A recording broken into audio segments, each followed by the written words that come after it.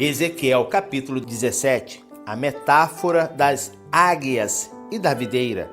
Então veio uma vez mais a minha palavra de Yahvé nesses termos: ó querido filho do homem, prepara um enigma e apresenta uma parábola à nação de Israel. Dize-lhes: assim diz o Senhor Deus, eis que uma poderosa águia com grandes asas e plumagem comprida, cheia de penas de várias cores, voou em direção ao Líbano e, chegando lá, pousou na copa dos mais exuberantes dos cedros. Arrancou o broto mais alto e o levou para uma terra de muitos negócios, onde a plantou numa cidade de comerciantes.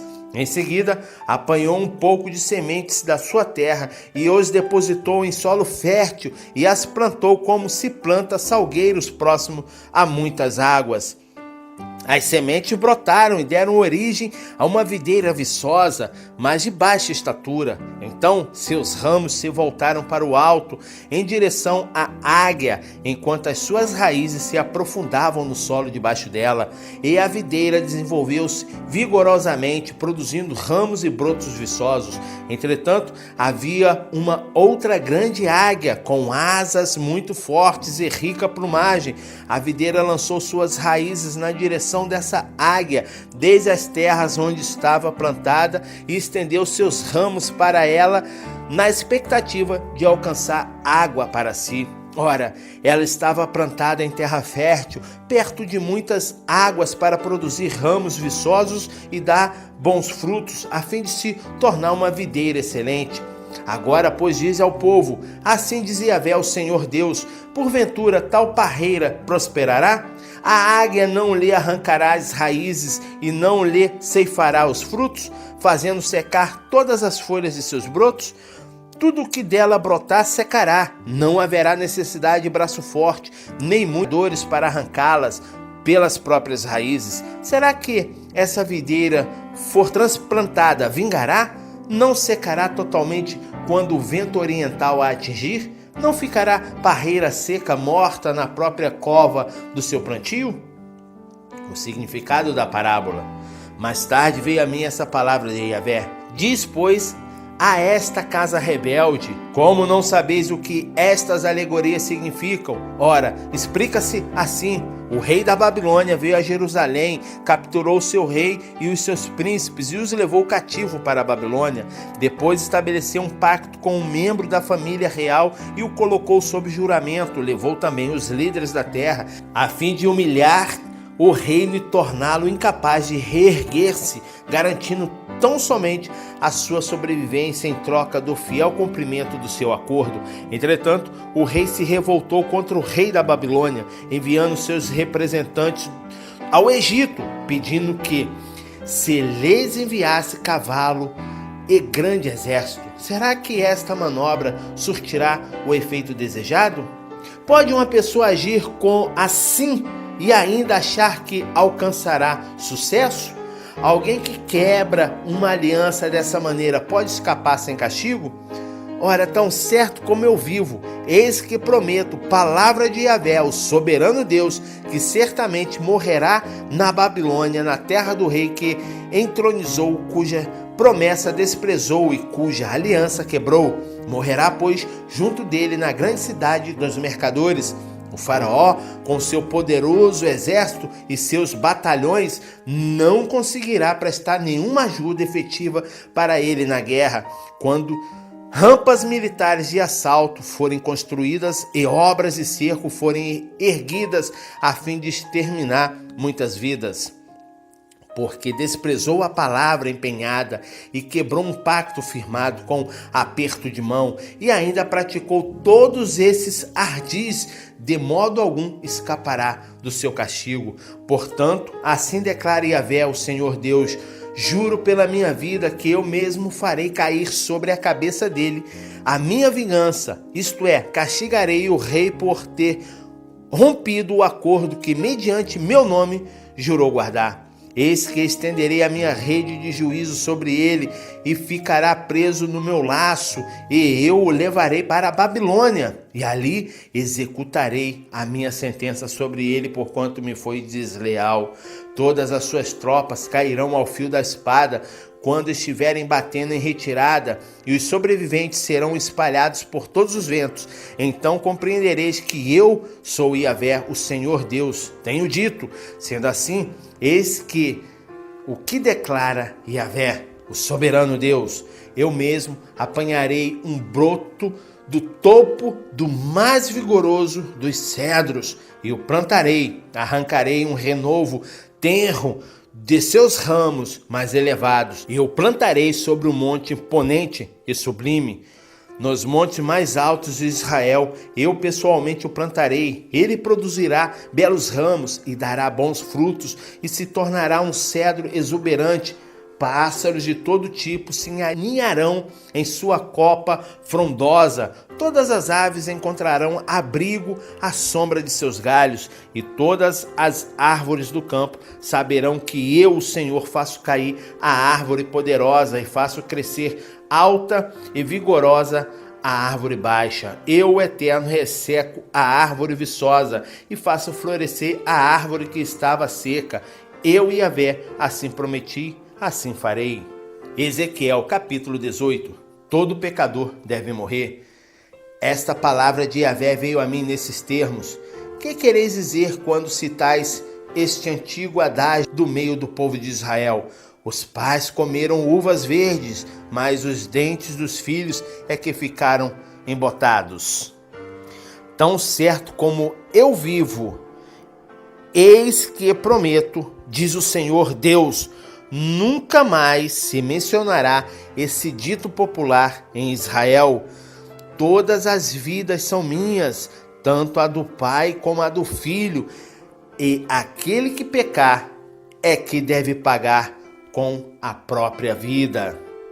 Se um homem for justo e proceder com retidão e verdade, não comerá alimentos sacrificados, nem frequentará os santuários pagãos erguidos no alto dos montes, tampouco levantará seus olhos em devoção às muitas imagens em ídolos espalhados pela nação de Israel. Esse homem íntegro também não seduz mulheres casadas, contaminando-as, tampouco tem relações sexuais com uma mulher nos dias da sua menstruação.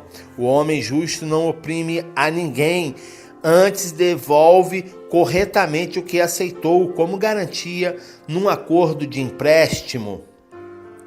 Não comete furtos nem roubos, antes divide a sua própria comida com os famintos e veste o que não tem roupas. Não empresta visando lucro, nem cobra juros, reprime suas atitudes a fim de não cometer algum erro e procura julgar com justiça e imparcialidade todas as questões humanas.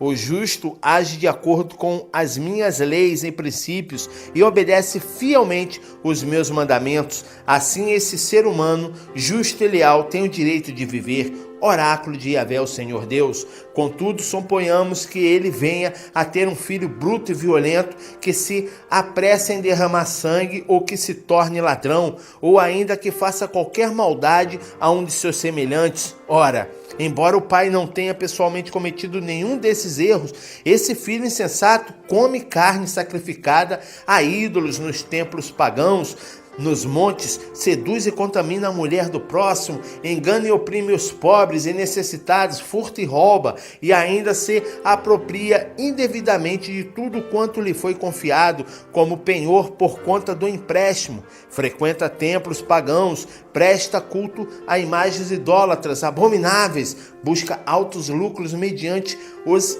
empréstimos que realiza e cobra juros. Sendo assim, eis que te indago: porventura deverá viver um homem com esse caráter? Ora, claro que não viverá, certamente morrerá por conta de todas essas malignidades praticadas, será, pois, culpado por sua própria morte. Agora, suponhamos que esse filho tenha ele mesmo um filho que se vê todos os pecados que seu pai comete, embora os observe de perto, decide que não os cometerá e assim procede. Esse filho não come nos santuários que há nos montes, nem olha para os ídolos que estão na casa de Israel, não adultera, não contamina a mulher do próximo, não subjuga ninguém, nem exige penhores e garantias para os empréstimos que faz, não se mete em furtos e roubos, mas reparte seu próprio alimento com quem passa fome e ainda fornece roupa aos despidos.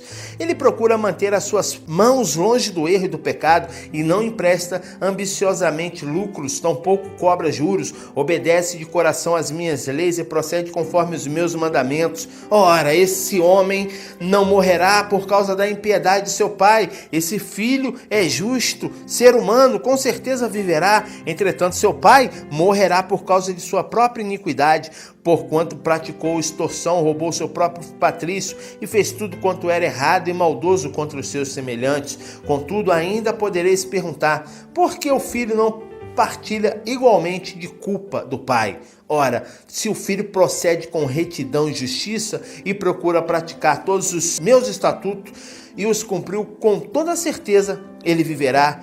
O indivíduo que pecar, esse morrerá. O filho não levará a culpa do pai, tampouco o pai será culpado pelo pecado do filho. Assim, a justiça do justo lhe será creditada e a malignidade do ímpio lhe será devidamente cobrada com a vida. No entanto, se o ímpio se converter de todos os seus pecados cometidos e passar a obedecer os meus decretos e praticar o que é justo e verdadeiro, com certeza viverá e não morrerá. Não se fará recordação de nenhuma das coisas que cometeu por causa das atitudes corretas que passou a exercer. Ele viverá. Afinal, teria eu alguma alegria na morte do ímpio? Palavra de Yahvé, o soberano Deus. Ao contrário, porventura, não me dá muito prazer ver o ímpio converter-se dos seus maus caminhos e viver? Se, porém, um justo se desviar da verdade e da justiça e cometer erros e pecados e todas as práticas abomináveis dos iníquos, deverá ele viver? Nenhum de seus possíveis atos justos será levado em conta, devido à infidelidade que é culpado, e por causa dos pecados que praticou, sem apelação ele morrerá. Porém, costumais argumentar: o caminho do Eterno não é justo? Ouve bem, ó casa de Israel, porventura o meu caminho não é justo? Ou não são os vossos muitos caminhos que são injustos?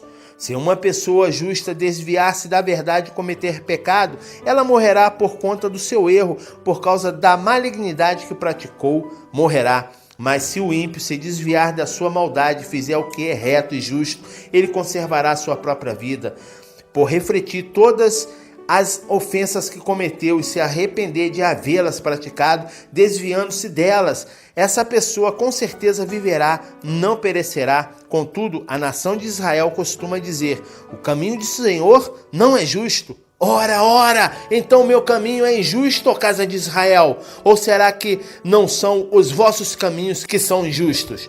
Portanto, ó nação de Israel, eu mesmo os julgarei, e cada um de vós segundo os vossos próprios caminhos. Palavra de Yahvé, o Senhor Deus.